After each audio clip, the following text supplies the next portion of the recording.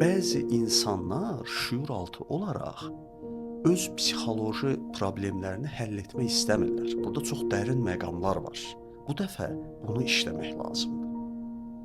Bəzi insanlar diaqnoz axtarırlar. Bunu o qədər yaşamışam ki, məndə nə var? Problem. Niyə? Çünki bu bir dənə xəstəlik tutmalıdır. Bunu evdə qaynana gözləyir, yoldaşı gözləyir, qohum-əqraba gözləyir. O onunla getməlidir evə. O gedib evə desə ki, məndə heç nə yoxdur.